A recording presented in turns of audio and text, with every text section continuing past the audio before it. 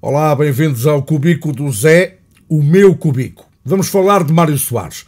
É incontornável, não é uma figura que reúna consensos, nem nos amores, nem nos ódios. Não vou aqui falar de teorias de conspiração, de que eu próprio já dei conta no Facebook, que dizem que alegadamente o antigo presidente da República de Portugal já apenas estará vivo porque se encontra ligado a um suporte, ou seja, ligado à máquina. E também não vou aqui falar muito, debruçar-me muito sobre os motivos que levaram a que, de facto, o anúncio, digamos assim, da sua morte não tivesse sido feito antes do final do ano, por causa dos milhões de euros que as autarquias iriam perder, uma vez que se impunha, em caso de morte de um antigo Presidente da República, 3 dias de luto nacional, e os festejos da passagem de ano seriam, por isso, todos eles cancelados. Não vou falar nisso, para que conste, o senhor ainda está vivo, pelo menos à hora que eu estou a fazer este Cubico do Zé. Bom, eu vou falar de Mário Soares, naturalmente, não numa perspectiva de grande simpatizante, porque não o sou, muito pelo contrário. Já houve tempos até, e eu aqui reconheço de alguma forma o meu erro, houve tempos em que eu desejei a morte ao senhor. Muita gente me disse que eu estaria errado e que, pronto, que não se deve desejar a morte a ninguém, a um ser humano, por muito mau que ele possa ser, dando de barato, obviamente.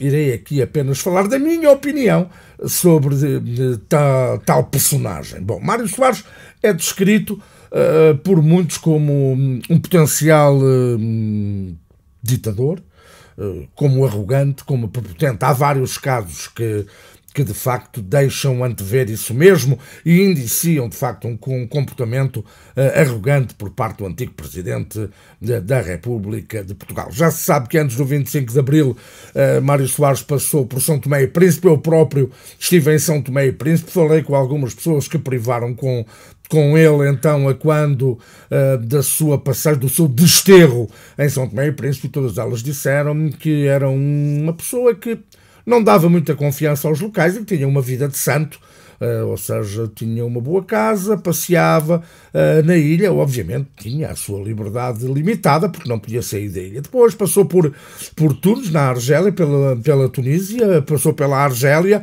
e passou também por Paris, onde viveu grande parte do seu exílio dourado em hotéis de luxo, obviamente proporcionados pelo dinheiro da família, que se sabe era possuidora de um dos melhores e mais conceituados colégios particulares de Lisboa, antes do 25 de Abril e depois também.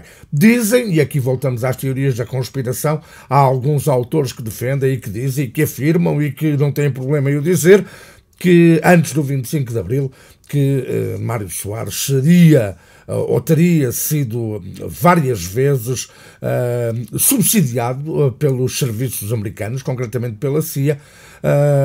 Bom, é algo que nunca poderemos, pelo menos, comprovar. O que podemos comprovar é, por exemplo, neste livro, O Quinto Império, de um senhor francês chamado Dominique de Roux.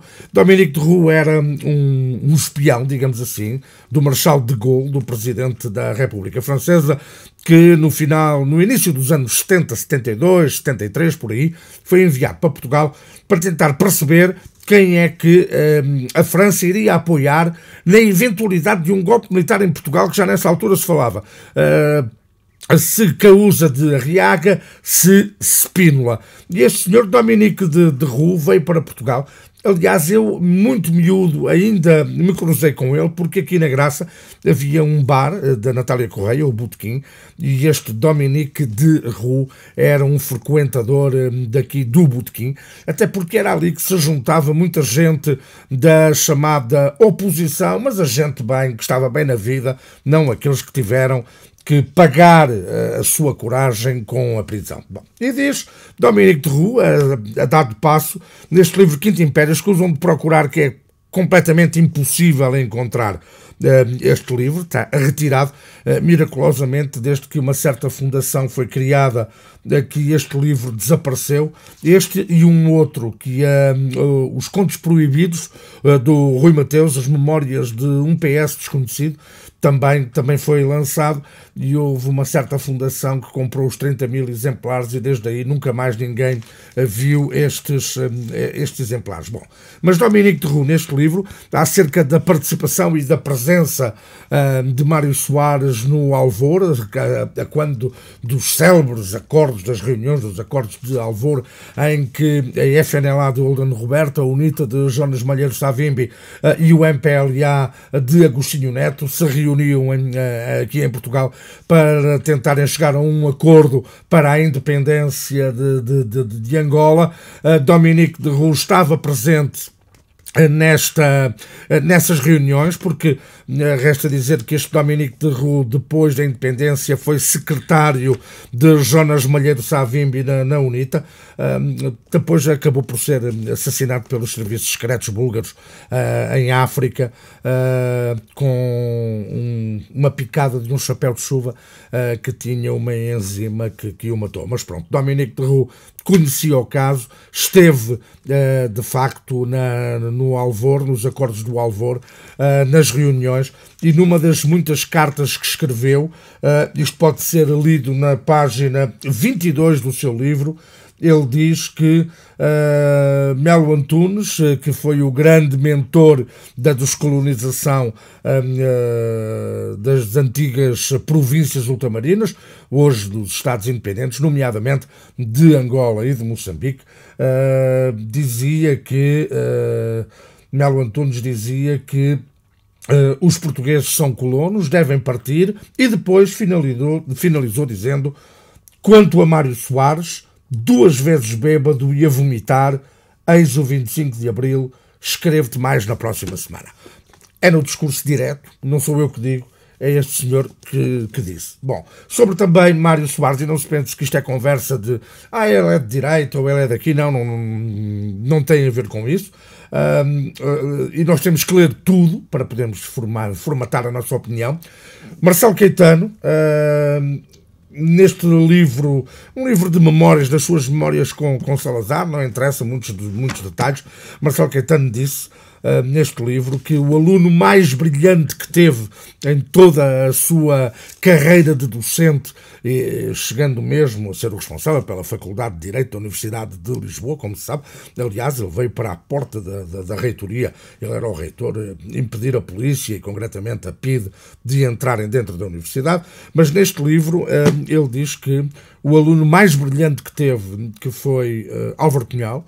De resto, Marcelo Caetano foi mesmo à prisão de Peniche fazer o último exame de Álvaro Cunhal no curso de Direito de Álvaro Cunhal.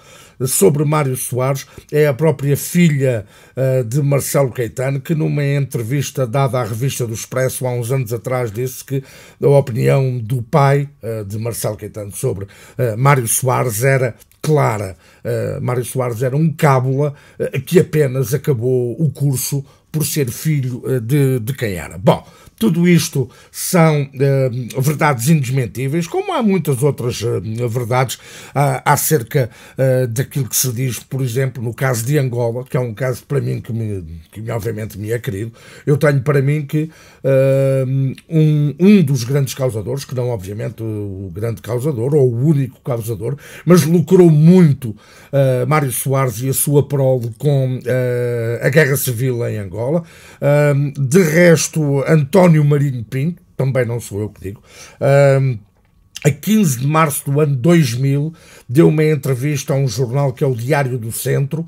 Confesso que não sei se esse jornal ainda existe ou não, mas António Marinho Pinto disse que Mário Soares e o seu filho João Soares seriam dos principais beneficiários do tráfico de diamantes e marfim levados a cabo pela UNITA de Jonas Savimbi. Verdade? Mentira? Não sei, não sou eu que digo, é António Marinho Pinto, e se ele não tiver nenhum ataque dos seus habituais ataques de amnésia, por certo há de se lembrar do que disse. Mário Soares não é uma figura bem vista por milhões de portugueses. Obviamente tem as pessoas que gostam dele, tem as pessoas que o respeitam. Não sou grande adepto dele, muito pelo contrário. Apenas direi que os seus casos de arrogância são por demais conhecidos. Por exemplo, em 1993 já se sabe, quando ele, numa das suas presidências abertas, ia num autocarro na autoestrada 10, aquela que liga Vila Franca de Xira a Sacavém, para ver se de facto os automobilistas, porque é que os automobilistas passavam e os problemas que tinham. É conhecido que ele mandou parar o autocarro e mandou o batedor da GNR: ó seu guarda, saia daqui, nós não queremos aqui a polícia.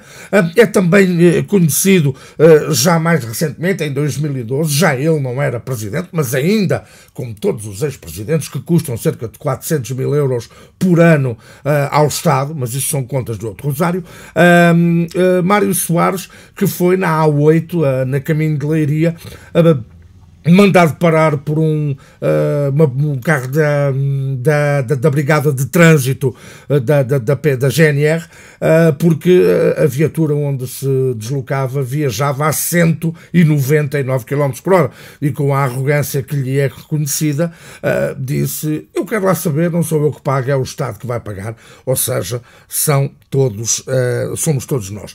É também conhecido os casos que se contam, por exemplo, da EMAL, de uma empresa criada com a beneplácito de Mário Soares, com aqueles negócios de Macau, com as negociatas criadas em Macau, tudo casos arquivados, da qual ele, obviamente, nunca foi implicado, como também não se compreende porque é que razão é que há de ser o Estado português a pagar, e que pagou em cerca de 2 anos, mais de 1.400.000 euros para uma fundação que ninguém sabe para o que é que serve, mas que, para além dessas subvenções do Estado, ainda recebe 40 mil euros anuais da Câmara de Lisboa, mais subvenções por exposições que alegadamente são feitas. Aliás, aquilo que se sabe é que, muito provavelmente, e aqui alegadamente isso é o que ocorre, a Fundação Mário Soares serviu para comprar arquivos, quando o arquivo do KGB abriu para comprar arquivos que alegadamente implicavam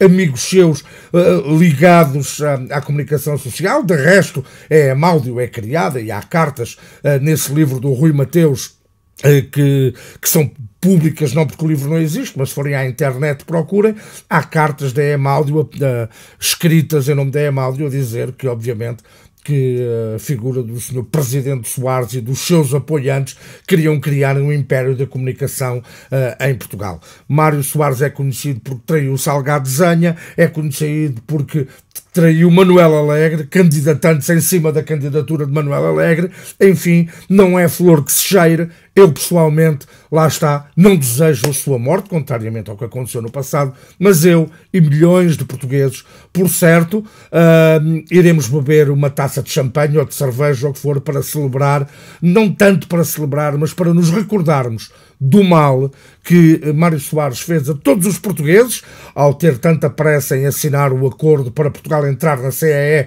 quando deveria ter criado uma Commonwealth à portuguesa, ou seja, deveria ter privilegiado as relações de Portugal com os países africanos de expressão portuguesa, com o Brasil e a América do Sul, com o Mercosul, com a China, com o Japão, com a Austrália, com a Índia e com os Estados Unidos, porque, e agora vou citar mais um comunista, quando escreveu no seu livro A Jangada de Pedra, Portugal só é da Europa, Saramago disse, Portugal só está na Europa porque há milhões de anos atrás, nos tremores de terra que ocorreram, nós ali nos Alpes, nos Pirineus, ali na zona de Andorra, isto não se soltou e a Península Ibérica não ficou uma ilha. Portanto, Portugal só é na Europa porque estamos agarrados à Europa, porque de resto não temos nada a ver com a Europa.